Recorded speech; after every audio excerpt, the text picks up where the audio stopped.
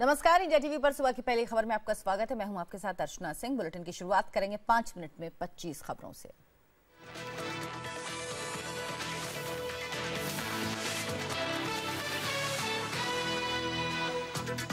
15 साल में बतौर मुख्यमंत्री अयोध्या जाने वाले पहले सीएम बनेंगे योगी आदित्यनाथ। सुबह 9 बजे अयोध्या पहुंचेंगे योगी। हनुमानगढ़ी, राम जन्मभूमि, राम की पैड़ी और सरयू दर्शन करेंगे।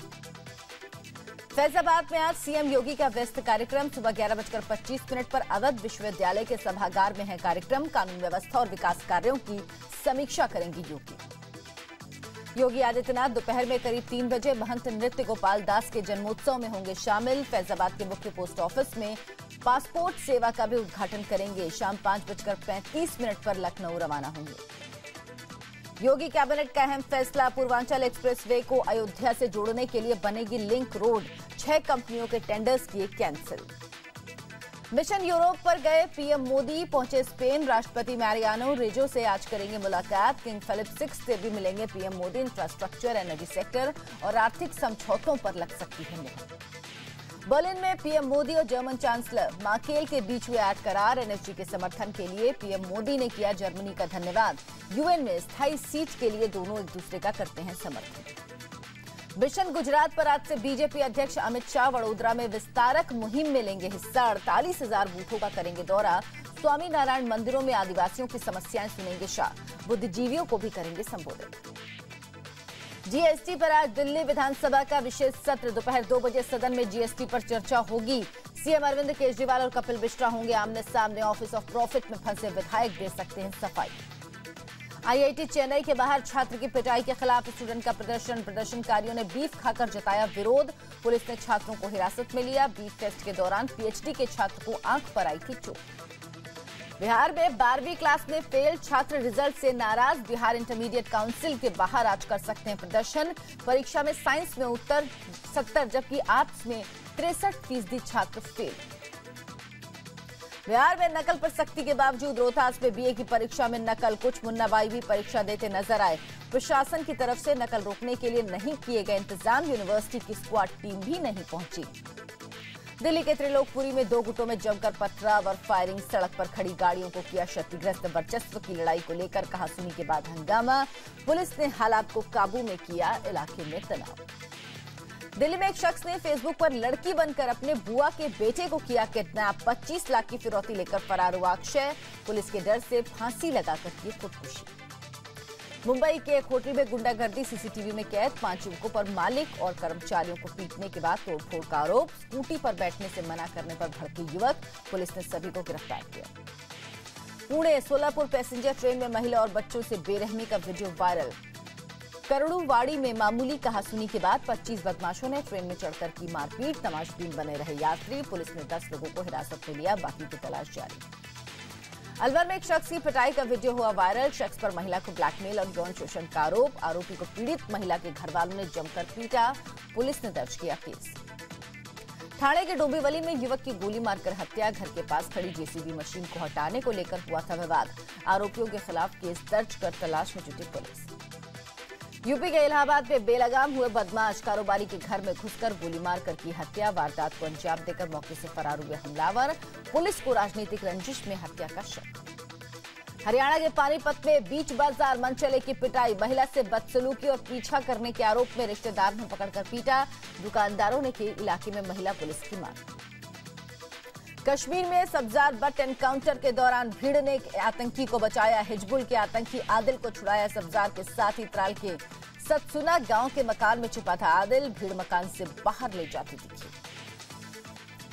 कश्मीर में सेना ने 12 आतंकियों की हिट लिस्ट बनाई। अबू हमास, अबू दुजाना का नाम सबसे ऊपर। सेना के निशाने पर सद्दाम पद्दार, जाकिर वसीम, शौकत जुनैद और रियाज भी कश्मीर में है सबसे ज्यादा सक्रिय। ऋषिकेश पहुंचे केंद्रीय मंत्री रविशंकर प्रसाद का बयान। कश्मीर को बताया भारत का अभिन्न अंग। कहा पाकिस्तान प्रायोजित आतंकवाद का देंगे कड़ा जवाब। मलेशियाई नागरिकता लेने की फिराक में विवादित धर्मगुरु जाकिर नाइक। एनआईए के मुताबिक नाइक ने मलेशिया की नागरिकता के लिए आवेदन दिया। यूपी के बदायूं की कोतवाली में लगी भीषण आग सीज की गई। कई गाड़ियां जलकर खाक। कड़ी मशक्कत के बाद बाल्टियों से बुझाई आग। मालखाने में रखे गैस सिलेंडर के लीक होने से हुआ हादसा। मुंबई में खुले में शौच के खिलाफ दरवाजा बंद अभियान का आगाज। सरकार ने जारी किया अभियान का वीडियो। अमिताभ और अनुष्का ने दिए खुले में शौच न करने का संदेश।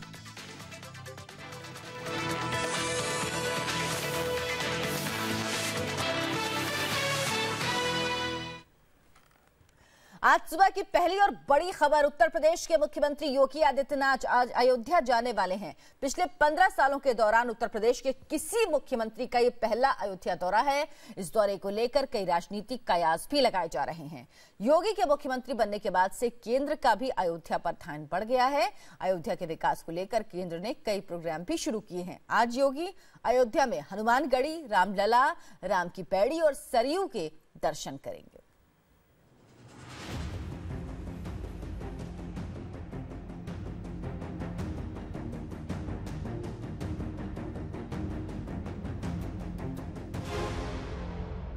अयोध्या में भगवान राम के मंदिर के निर्माण का मार्ग प्रशस्त करना है। हम सबको इस भाव के साथ एक बार पुनः पढ़ना होगा।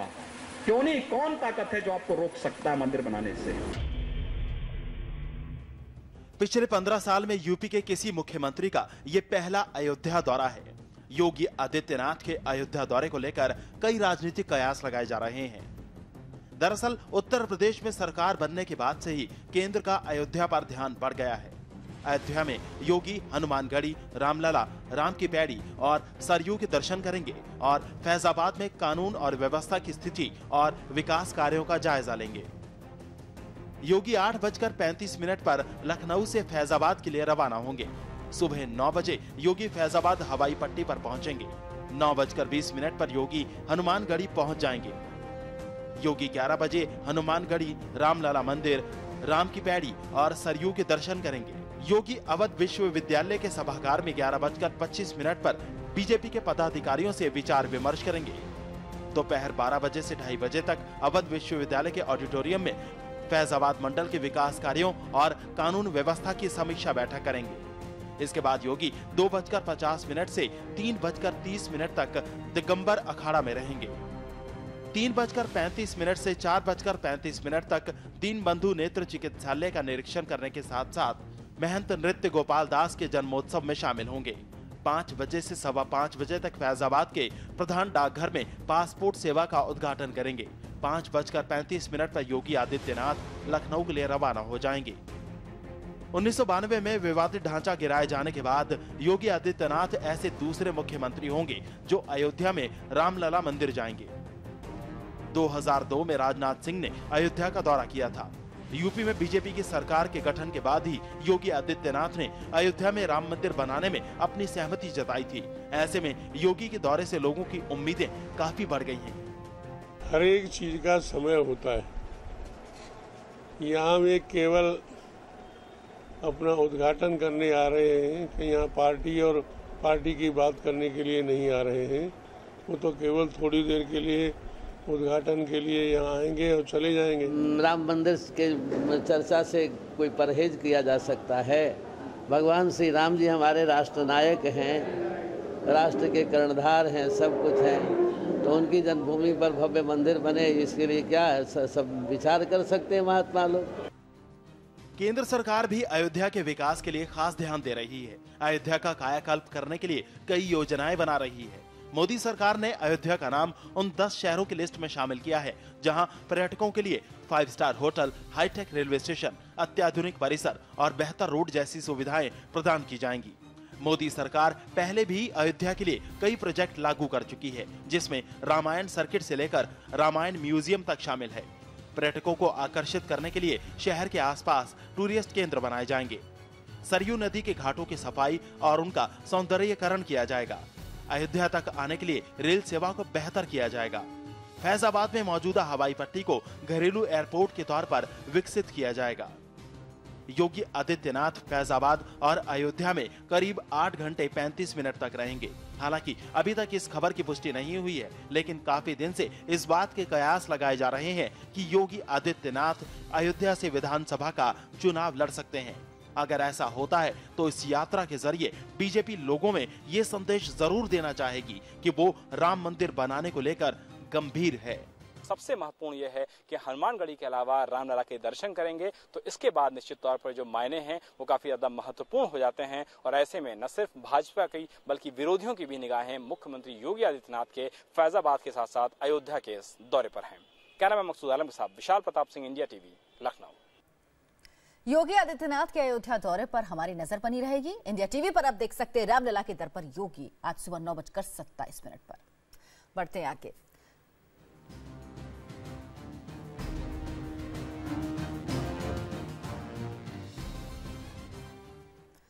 जर्मनी दौरे के बाद प्रधानमंत्री नरेंद्र मोदी स्पेन पहुंच चुके हैं। आज पीएम मोदी की स्पेन के राष्ट्रपति से मुलाकात होगी। साथ ही पीएम मोदी देश में निवेश बढ़ाने के मकसद से स्पेन के बड़े कारोबारियों से भी मुलाकात करेंगे। पीएम के स्पेन दौरे से स्पेन में रह रहे भारतीय काफी खुश हैं, क्योंकि 30 साल में पहली बार हिंदुस्तानी प्रधानमंत्री स्पेन पहुंचे हैं।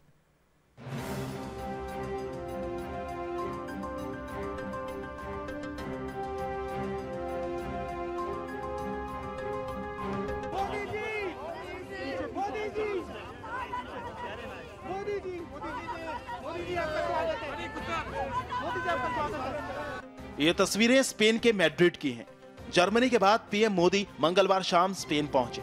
मैड्रिड के होटल में पीएम मोदी के पहुंचने से पहले ही लोग उनके इंतजार में खड़े थे। पीएम मोदी को देखते ही मोदी मोदी के नारे लगने लगे।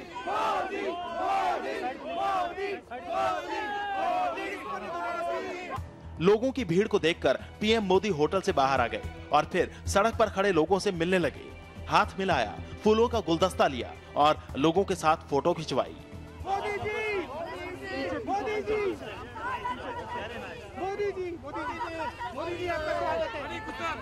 मोदी जी आपका स्वागत है। 30 साल बाद ये मौका आया जब कोई भारतीय प्रधानमंत्री स्पेन गया हो। इससे पहले 1988 में राजीव गांधी स्पेन गए थे।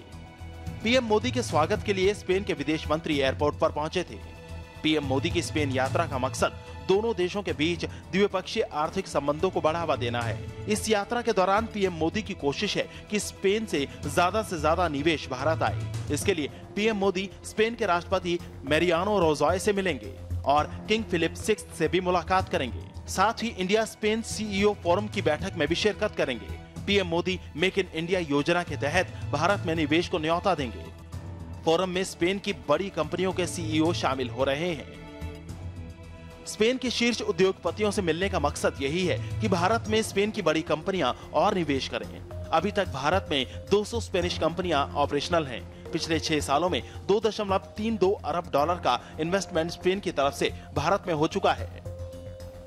पीएम मोदी के स्पेन दौरे से उम्मीद है कि स्पेन की कंपनियां भारत में इन्वेस्टमेंट और बढ़ाएंगी। इसके अलावा प्रधानमंत्री की स्पेन यात्रा से भारत स्पेन के मौजूदा दोस्ताना द्विपक्षीय संबंधों को और मजबूत करने में मदद मिलेगी। स्पेन दौरे के बाद 1 जून को पीएम मोदी रूस जाएंगे।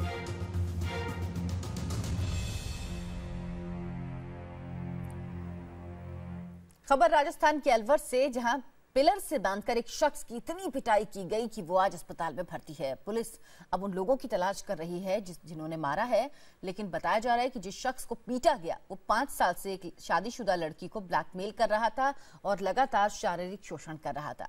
परिवार वालों को पता लगा तो जबरदस्त पिटाई की गई।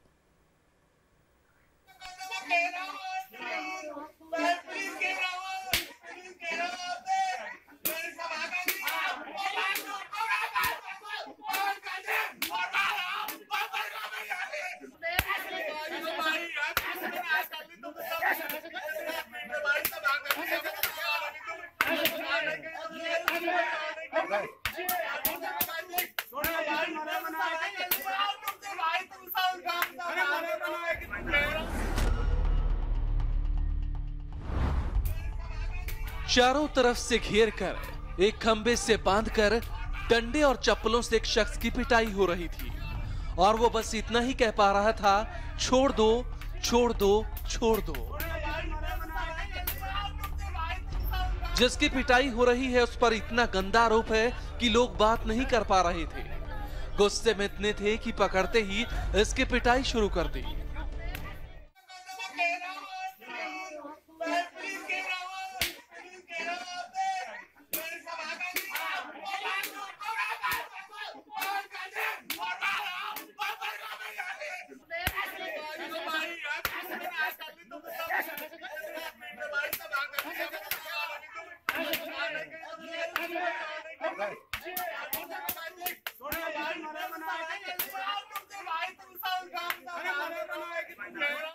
राजस्थान के अलवर जिले के लक्ष्मणगढ़ इलाके से यह तस्वीर आई है। कहा जा रहा है कि जिसकी पिटाई हो रही है उसका नाम रोहताश है और वो गांव की एक लड़की को ब्लैकमेल कर रहा था और वो भी पिछले 5 साल से।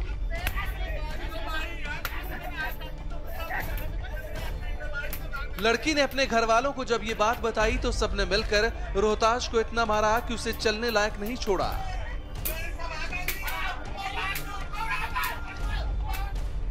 पुलिस के मुताबिक रोहताश और पीड़ित लड़की कॉलेज के दोस्त थे।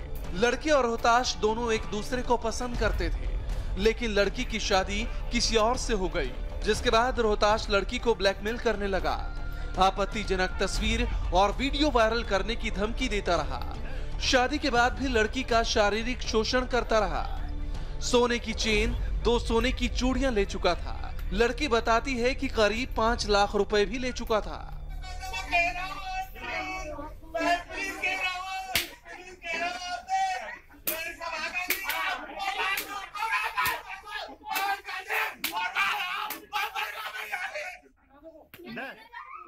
लड़की डरती रही कहीं शादी टूट न जाए, परिवार बिखर न जाए। वो रोहताश का जुल्म सहती रही, लेकिन एक दिन मायके आकर सब कुछ बताकर चली गई।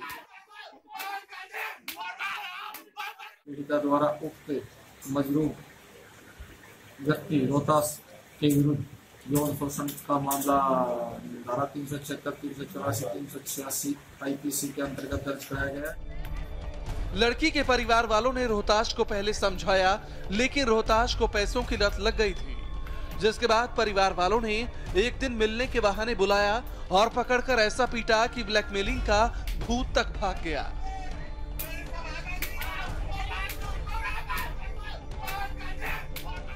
लेकिन रोहताश आरोपों से इनकार कर रहा है। उसका कहना है कि पुरानी रंजिश का बदला निकाला गया है। रंजिश को लेके एक पुरानी ऐसा कोई अफेयर नहीं, ऐसा कोई कुछ नहीं था। मेरी कोई लड़की से बात नहीं होती थी। तो आपको जानते ही दोस्तों कौन है? क्या किसको? जिसको रंजिश जो आरोप लगा दिया आपको? ऐसा तो मैं पूरी फैमिली वालों को जानता हूँ। फिलहाल तो पुलिस ने लड़की की शिकायत के आधार पर रोहताश को पकड़ लिया है। उसे इतना मारा गया है कि अस्पताल में भर्ती है। Rajesh Chaudhary, India TV, Alwar. दिल्ली के इंडियन इंस्टीट्यूट ऑफ टेक्नोलॉजी यानी आईआईटी की एक छात्रा की बीती रात संदिग्ध हालत में मौत हो गई। पुलिस के मुताबिक पीएचडी की छात्रा मंजुला देवक का शव उनके कमरे में पंखे से लटकता मिला, जिससे पहली नजर में यह खुदकुशी का मामला लगता है। लेकिन मंजुला के कमरे में किसी तरह का सुसाइड नोट नहीं मिला। भोपाल की रहने वाली मंजुला नालंदा अपार्टमेंट के फ्लैट नंबर 413 में रह रही थी। 29 साल की मंजुला शादीशुदा थी और वाटर रिसोर्सेज पर रिसर्च कर रही थी। पुलिस को मंजुला की मौत की जानकारी मंगलवार की रात करीब 7:45 बजे मिली, लेकिन किसी सुसाइड नोट नहीं मिलने की वजह से मौत की वजह अभी तक साफ नहीं हो पाई है और पुलिस हर एक एंगल से जांच कर रही है। एक ब्रेक का वक्त है, ब्रेक के बाद देखिए।